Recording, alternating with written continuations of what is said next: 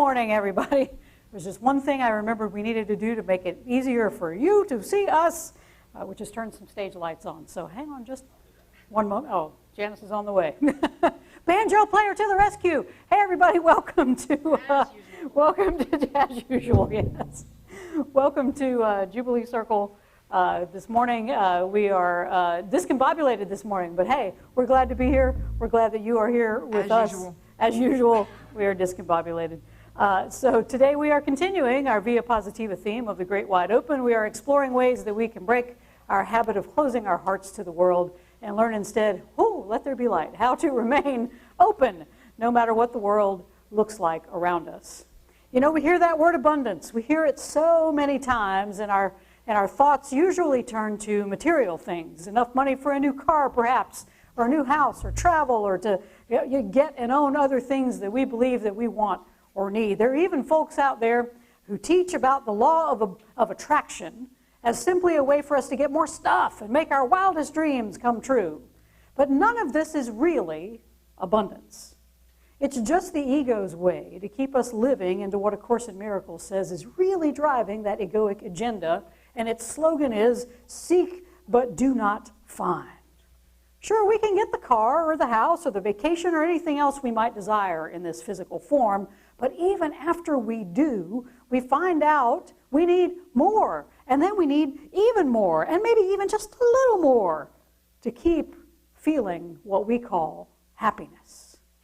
And none of this is actually abundance. Abundance is when we invite the flow of wholeness into our lives by surrendering to each moment and being curious about what it is bringing to us. When we accept that the world around us, and we look at it and we accept it just as it is, and seek to see the abundance that is offered in every moment, then we can be led into those right actions that will create a world of abundance, a world of wholeness for everyone, not just a few of us.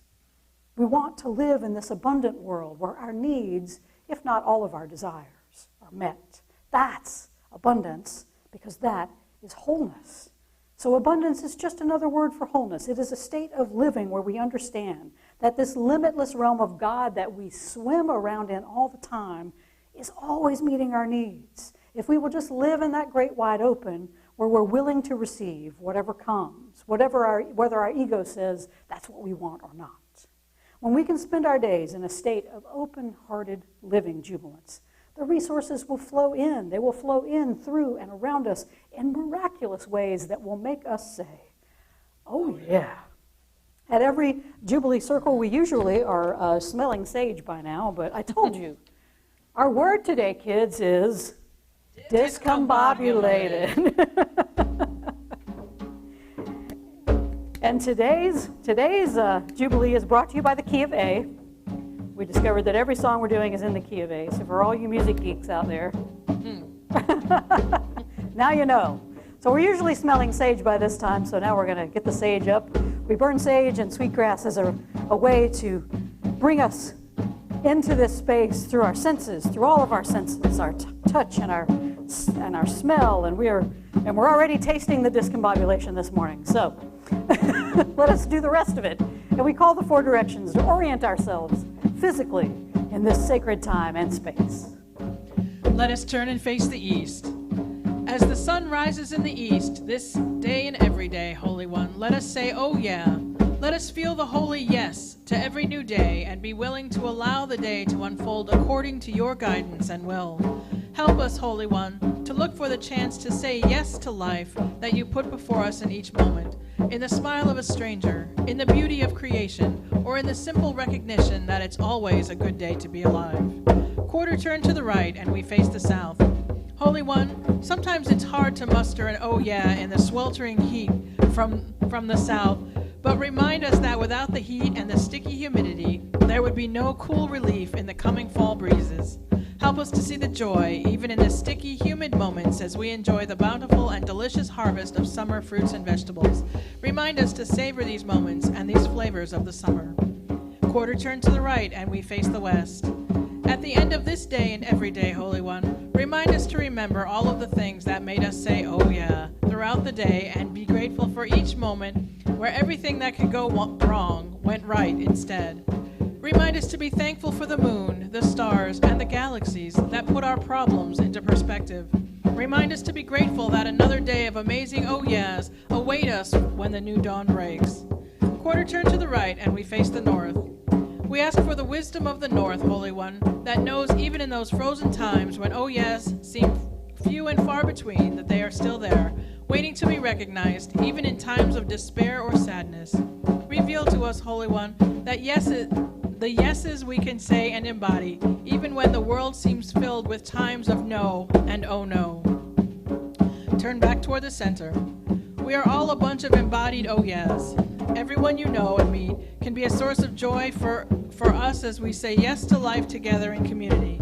Even in this time of virtual community, I invite you to cherish this community and seek to expand it so more can experience the joy of saying yes to life. Be the holy embodiment of oh yeah in the world, jubilance, so that whenever anyone encounters you in the world, all they want to say afterward is oh yeah. Yeah. All right. Rise, sit, stand, recline as you are able. And we will sing our opening song, a little ditty from Malvina Reynolds that I had never heard before, but Janice apparently sang in, what, Girl Scouts? Girl Scouts. Yeah. Girl Scouts. Yep. So I didn't do Girl Scouts because they made you wear dresses. So I never had to wear one. You never had to wear one? No. Was it all just like a den specific, whether you had to wear dresses or? I guess. I never had to wear dresses. Well, see what I missed out on. That's all right. I don't really miss anything. No, it's all right. That's all right. It's all good. Girl Scouts are a great organization. We love them. We do. All right, here we go.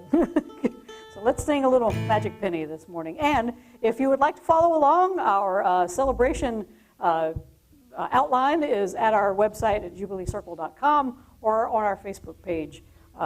So download that, have a look, and follow along. 2, 3, 4.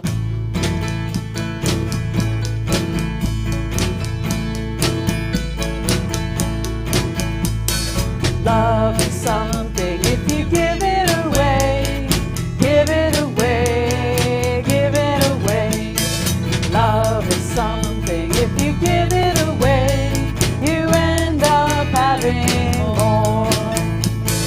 It's just like a magic penny, hold it tight and you won't have any.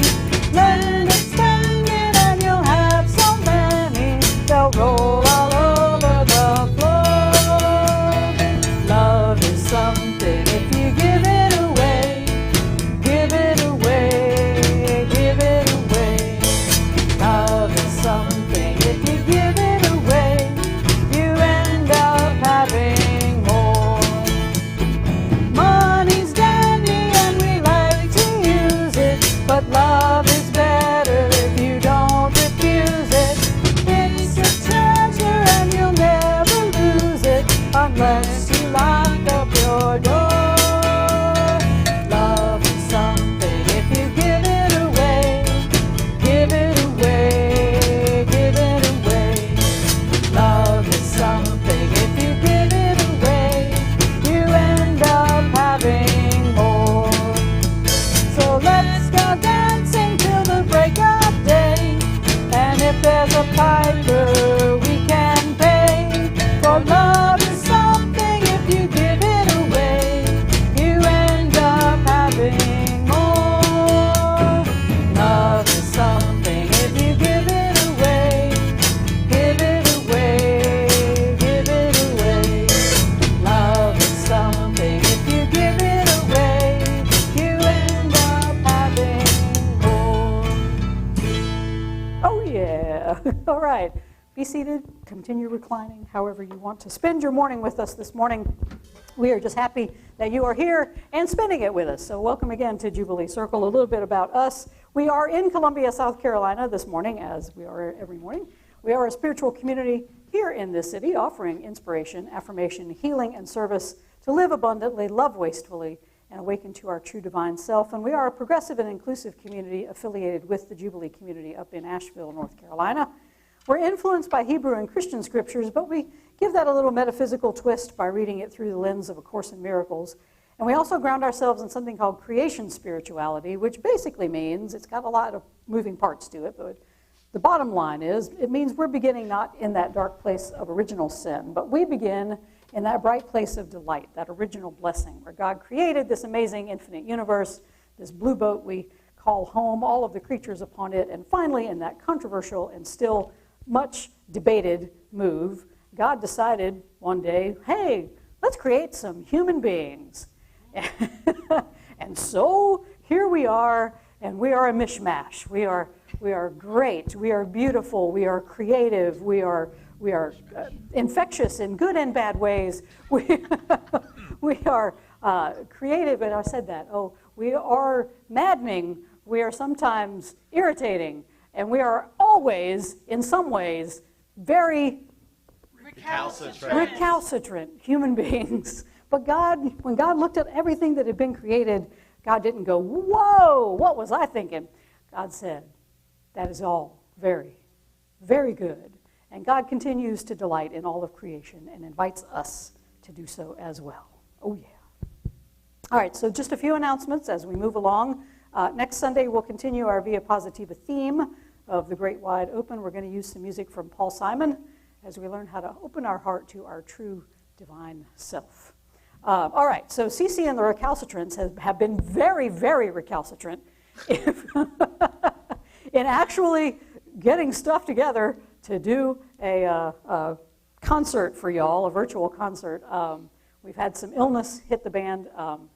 Tricia this morning is not with us because she's taking a day off, and so we wish her some restfulness today.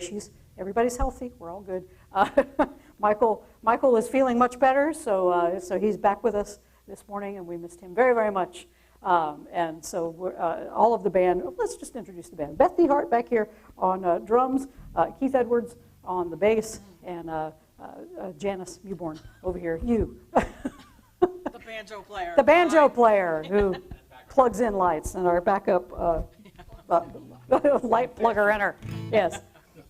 Anyway, so that's the band. And so now we have tentatively set a new date for August 28th. That's Friday night, 7 o'clock. We're going to do some originals and some cover corn tunes for you. And there will be a tip jar available, all to support Jubilee Circle as we continue our time of virtual pandemic broadcasts. We are going to continue meeting online through August, and we are putting together a plan to tentatively reopen to a limited, smaller crowd here in the building on September 6th, which would be the first Sunday in September. And so look for information about that. We're having a meeting today to try to put some of that together. We have enough space here to do some social distancing and masking, and we're going to get the place all cleaned up, and so folks can feel safe about coming and hanging out and being with us again in our space. And hopefully this, it's our new normal. It's how we're going to have to do things as we go through until, we find a way to deal with all of this. So stick around for that. Look for that information. If you want to come back into the building in September, we're making accommodations for that to be possible. Is there anything else I'm missing? Anything else I'm not mentioning? Okay. All right. Hear these wise and holy words. Wise and holy one. I'll take it. From the Jesus Story, Matthew 6:19 through 24. Do not store up for yourselves treasures on earth, where moth and rust consume, and where thieves break in and steal. But store up for yourselves treasures in heaven, where neither moth nor rust consumes, and where thieves do not break in and steal. For where your treasure is, there is your heart also. The eye is the lamp of the body. So if your eye is healthy, your whole body will be full of light. But if your eye is unhealthy, your whole body will be full of darkness. If then the light in you is darkness, how great is the darkness? No one can serve two masters, for a slave will either hate the one and love the other, or be devoted to one and despise the other. You cannot serve God and wealth. From the Discourses of Meher Baba, the way to restore the dignity of the spirit is not to reject matter, but to use it for the claims of the spirit. This is possible only when the spirit is free from all cravings and is fully conscious of its own true status. When this is achieved, man may have material goods, but is not caught up in them. When necessary, he may use them as means for the life of the Spirit, but he is not allured by them, nor does he become restless for them. He realizes that in themselves they do not constitute the real significance of life. He dwells in the material and social environment without any hankering for them, and, being unattached, is able to convert them into the field for spiritual life. When once true adjustment between spirit and matter is secured, there is no phase of life which cannot be utilized for the expression of divinity. No longer is there any need to run away from everyday life and its tangles. And finally, from A Course in Miracles, lesson 344. Sorry, this is not finally, there's two. Sorry. Today, I learned the law of love, that what I give my brother is my gift to me. This is your law, my Father, not my own. I have not understood what giving means, and thought to save what I desired for myself alone. And as I looked upon the treasure that I thought I had, I found an empty place where nothing ever was, or is, or will be. Who can share a dream? And what can an illusion offer me? Yet he whom I forgive will give me gifts beyond the worth of anything on earth. Let my forgiven brothers fill my store with heaven's treasures, which alone is real. Thus the law of love fulfilled. And finally, from the Muslim poet Hafiz, even after all this time, the sun never says to the earth, you owe me. Look what happens with a love like that. It lights the whole sky. These are wise and holy words. Thanks be to the holy. All creation is holy word. All creation speaks volumes of the holy. Hallelujah. Let's stand and sing. I hope you all want to come and stand up and do a little dancing this morning. 2, 3, 4.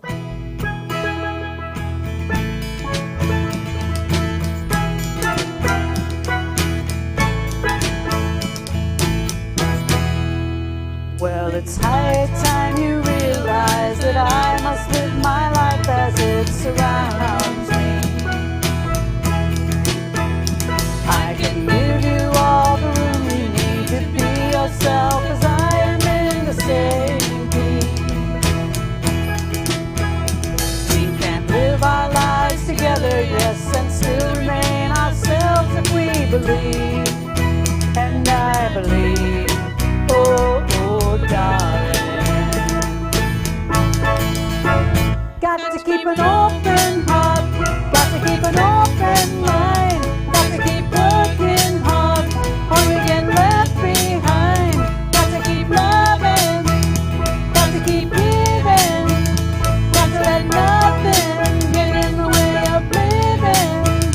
Got to keep an open heart, got to keep an open mind, got to keep working hard, or you get left behind. Got to keep loving, got to keep breathing, got to let nothing get in the way of living.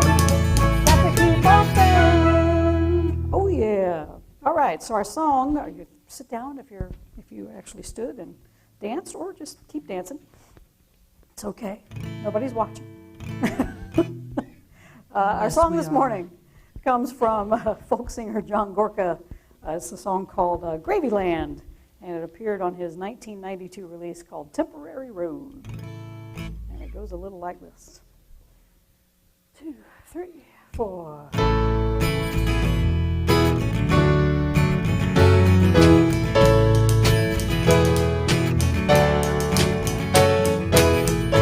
All my luck ran out tomorrow. I have to say that I have had my share, enough to balance up the sorrow, enough to say that I'm a little scared. Just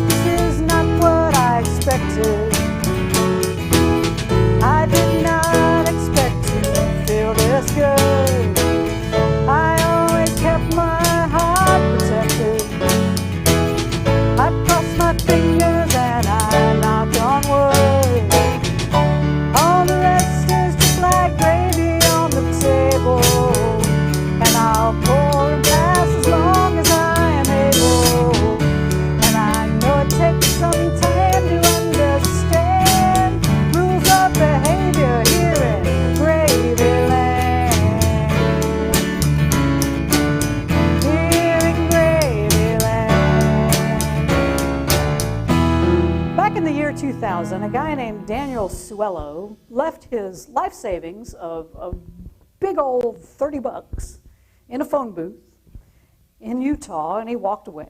He was determined to live his life without money. I know there's like a big collective gasp out there. Without money?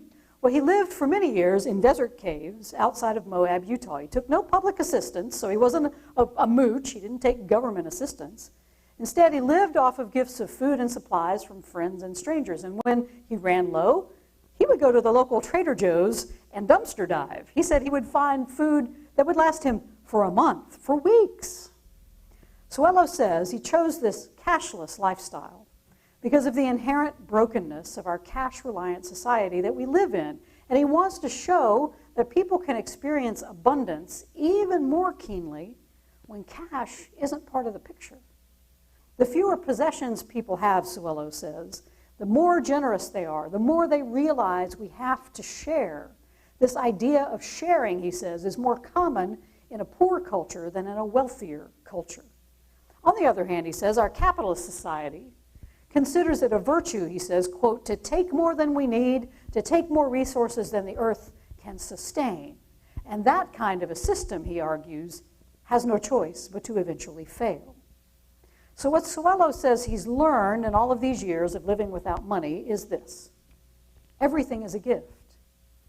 Nature works together to make sure every creature, from the smallest bug to the largest mammal, gets their needs met. Sometimes the payment is delayed, as the poop from a bear takes time to nurture the soil from other plants for them to grow, but everybody, over time, receives exactly what they need. Suello has learned what A Course in Miracles has been trying to teach us this entire time, that giving and receiving are exactly the same. The bear eats and gives back the nutrients to the soil that grows more nutrients for him and the rest of the animals to eat. Nobody gets more than they need. Everybody gets fed. Everybody gets cared for. It is a world of perfect abundance. When we talk about abundance, though, our minds, because our ego speaks first and speaks loudest, abundance, we go to material things. We think the law of attraction, how we can use that unlimited power of our minds to create limited things, like houses and cars and money or power or fame, that seems to make us feel better for a little bit, makes us feel more important or more special than other people that have fewer things. Is it wrong? Is it wrong for us to want those things? Well, according to spiritual teacher Meher Baba, not necessarily. Material things, he says, can be good if we are willing to use them for the good of all, not just to enrich ourselves. And that may sound all warm and fuzzy, but Baba says we can only truly do that. We can only put worldly possessions in their proper spiritual place when we actually no longer have a desire for them or for what they can do for us or give us personally. Our main desire then becomes, how do we use what we have for a spiritual end?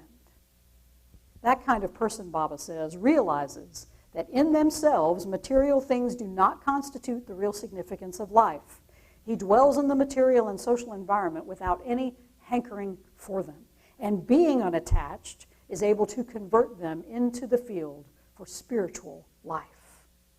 This is the state that Daniel Suello has reached. He has things, he has clothing and food and shelter, he has a bicycle he drives around, but he's no longer caught up in what these things can do for him, but how he can use them to bring more love, more consciousness into the world. In short, none of his possessions actually possess him anymore. And I dare say that none of us are quite spiritually prepared to leave our savings in a phone booth, if you can find one of those these days, and wander off into the desert with not much more than the clothes on our back at the moment. This is the kind of dedication, though, that Baba is talking about when he says material goods are okay to have. So where does that leave the rest of us this morning? Well, I don't know about any of you, but I am pretty possessed by my possessions. I really am. I'm going to claim it.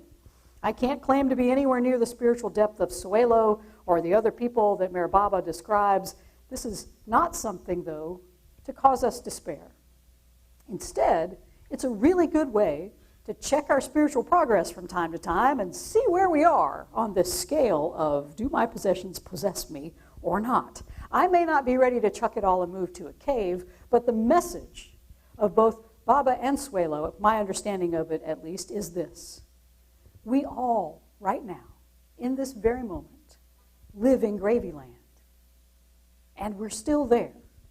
Even though the ego would have us believe that we have been plopped down in a place we call scarcity, right?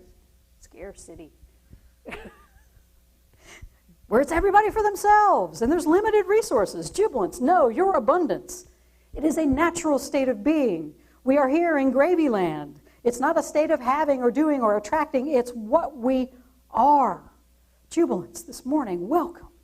Welcome to gravy land. Breathe deeply. 2, 3, 4.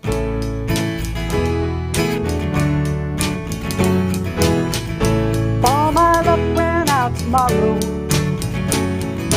and I fell back to where I began, with a spirit poor and a need to borrow. I'll know that who I was is who I am. All the rest is just like gravy on the table, and I'll pour and pass as long as I am able. And I know it takes some time to understand rules of behavior here in gravy land. Here in gravy land.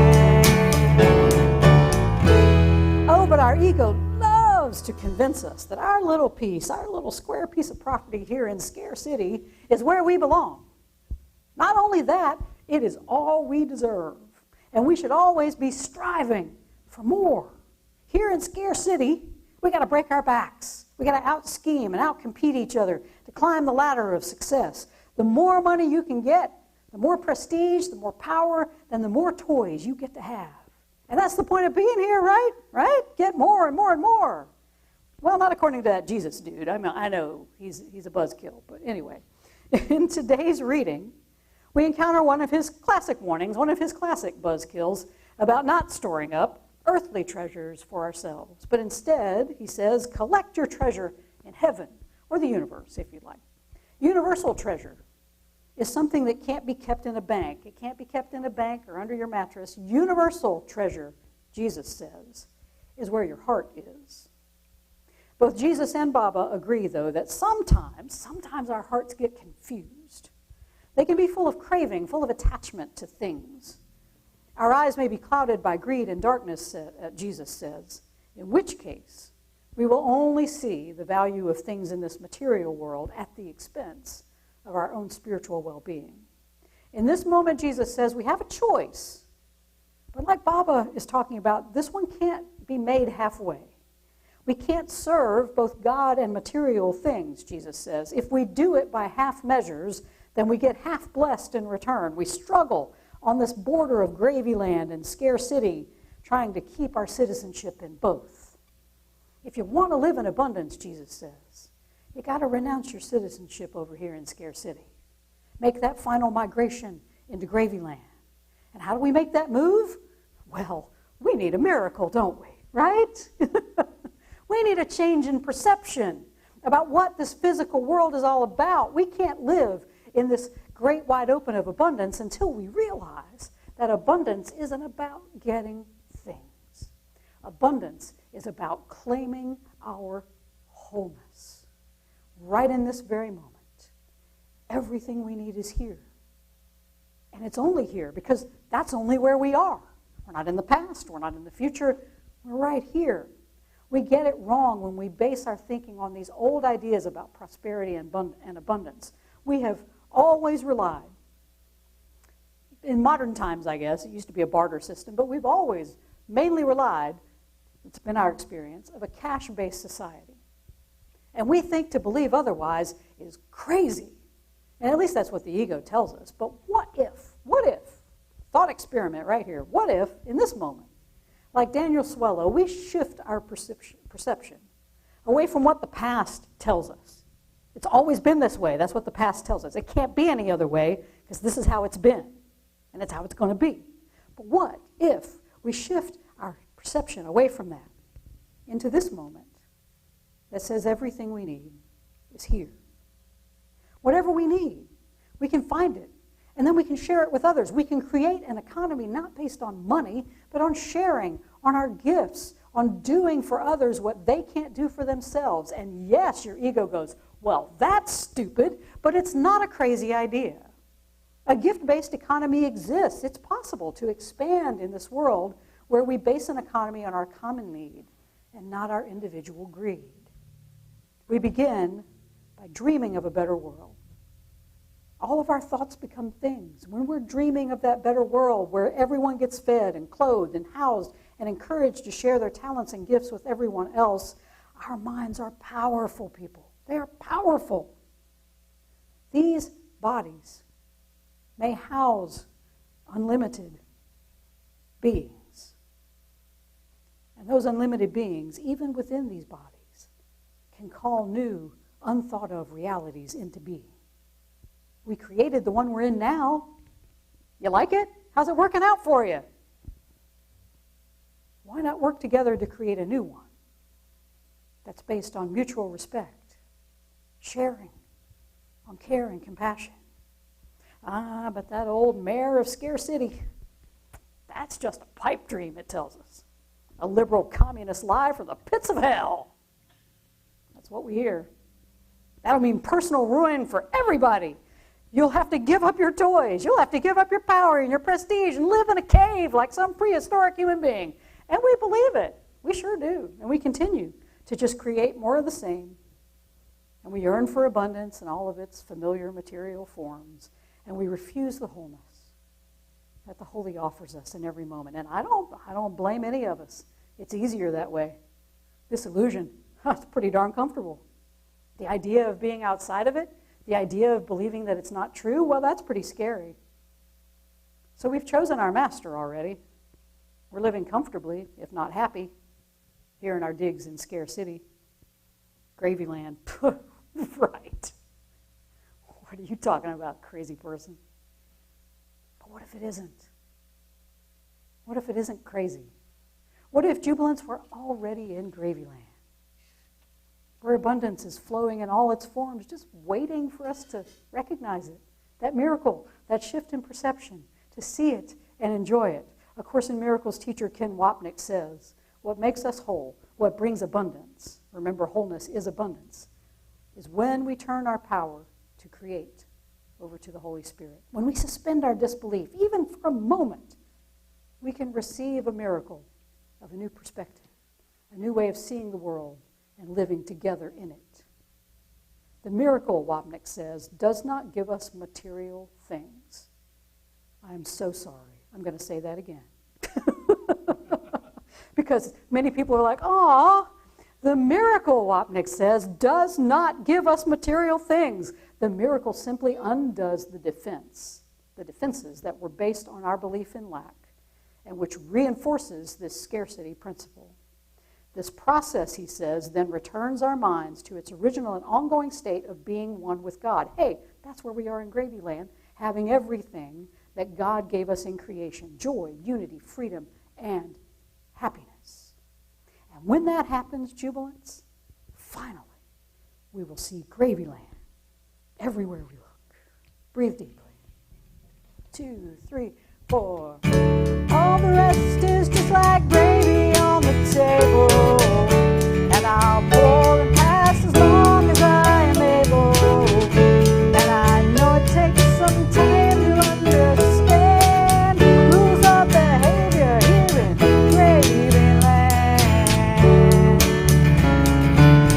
Here in Gravyland. So when we think about abundance, we think about getting or having more of something, whether it's intangible, like influence or power or love, or something material, like money or possessions. What if, though? What if, again, big thought experiments today. What if abundance isn't about addition, about getting more? What if abundance is about subtraction? What if abundance is about removing all of the barriers that we have put in place to protect ourselves from this true nature of abundance? What if abundance is truly about less than it is more? And more is just a demand of our ego to prove abundance. I think Daniel Swellow would agree. He says, if we eliminate the things we know we don't need, and then the things we think we need, we realize that we don't need those.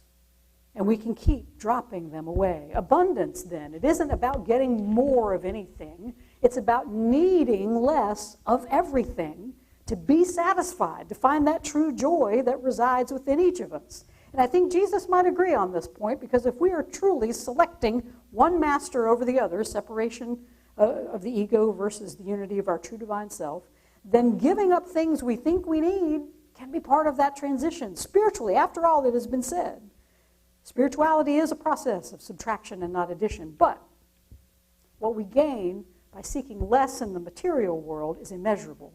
Our reading from A Course in Miracles tells us that when we learn the law of love, this is seeking the immeasurable, we understand that whatever we think we have gained in this bodily world is truly nothing but dust. Everything here is impermanent, even us, even these bodies. What happens when we subtract the impermanence is that we find permanent treasure, not in things, but in each other. Who can share a dream, the Course asks, and what can an illusion offer me?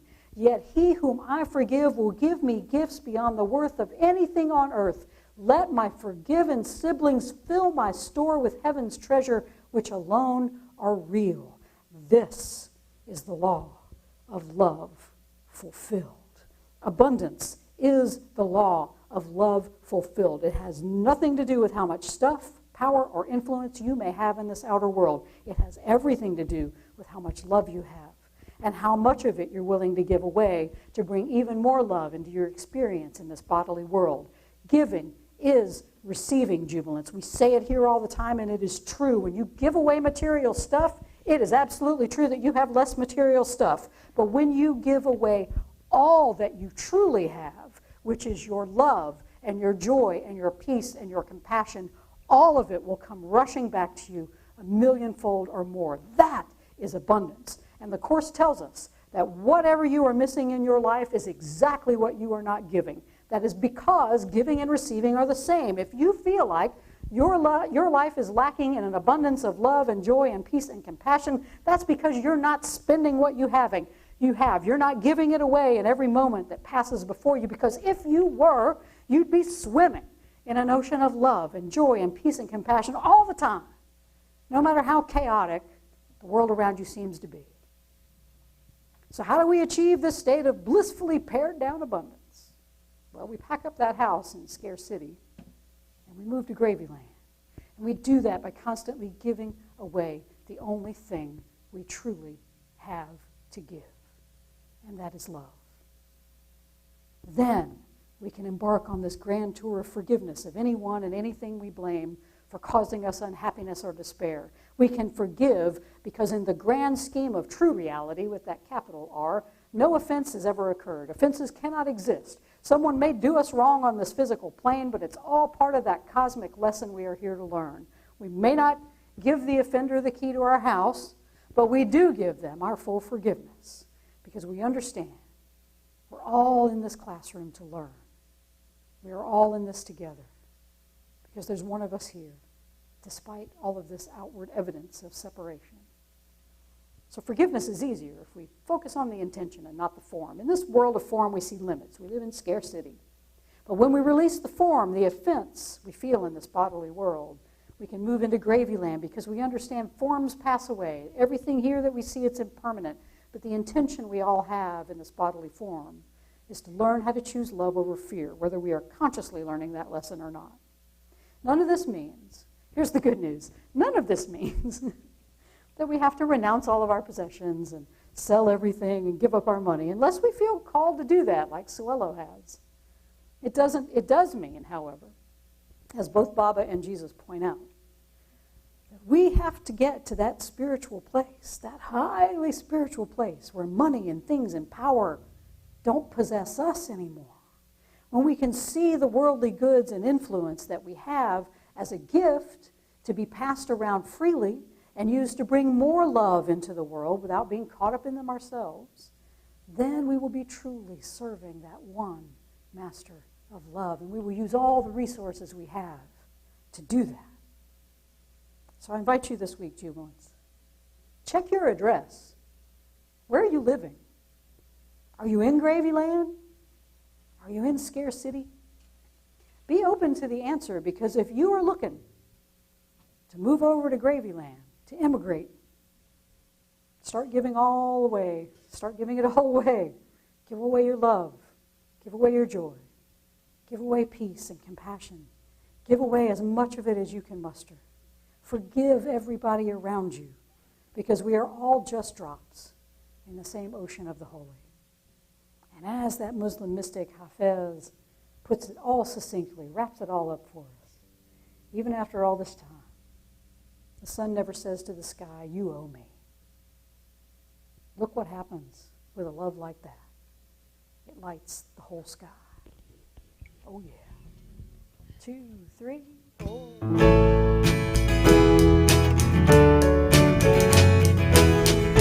All my luck ran out tomorrow. All of love is just a memory. You only miss me like an arrow. Or am I ashes in the darkening sea? All the rest is just like gravy on the table, and I'll pour and pass as long as I am able. And I know it takes some time to understand rules of behavior here in Gravy Land. Here in Gravy Land.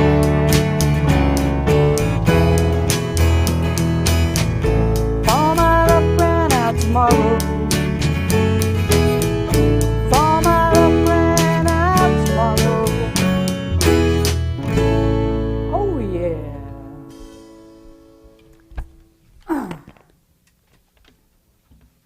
I invite you, Jubilants, during this prayer time, if you have a singing bowl, I invite you to ring it and sing it. If you don't, I invite you to get one, because they're fun. They're great to have. I've had my say. Let's take some time of contemplation and see what Spirit says.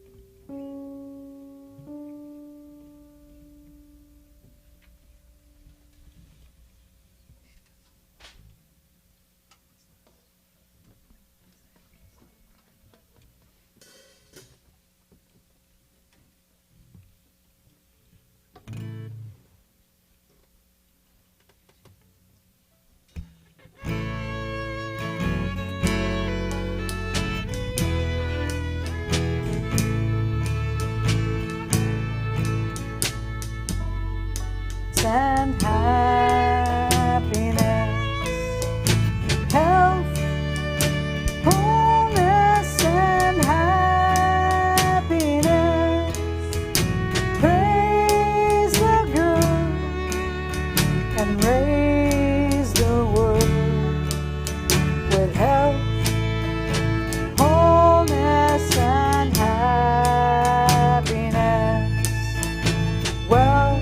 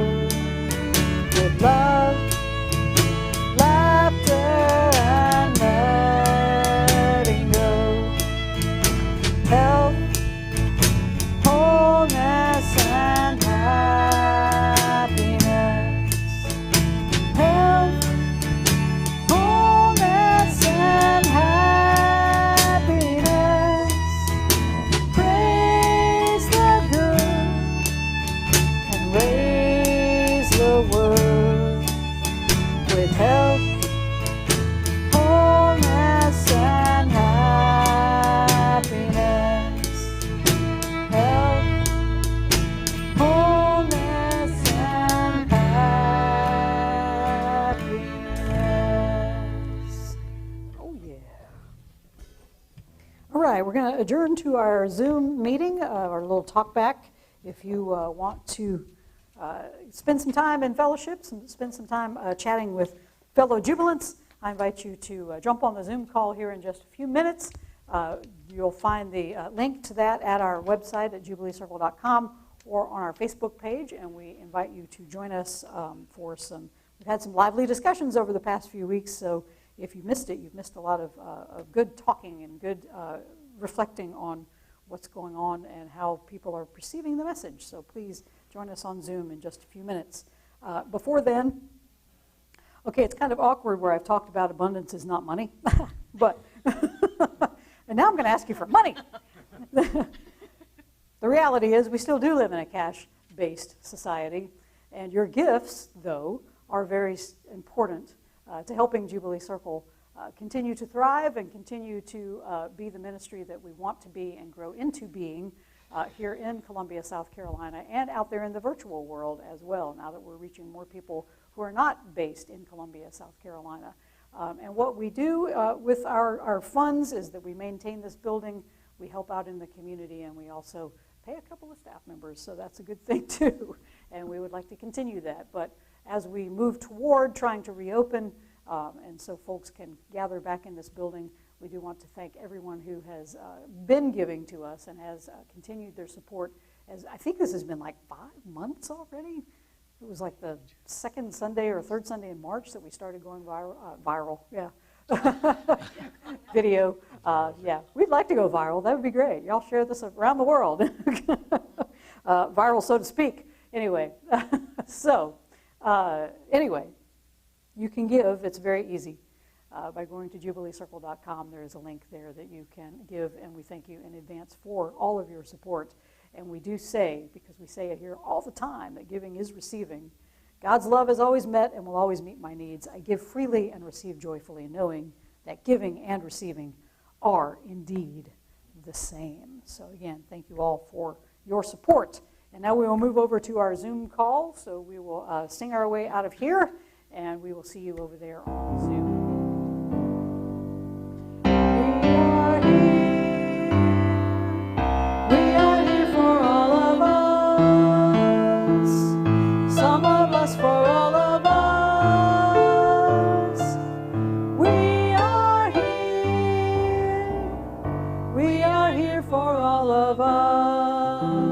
Meister Eckhart says, if the only prayer you ever say in your entire life is thank you, it will be enough. And so together we say, thank you.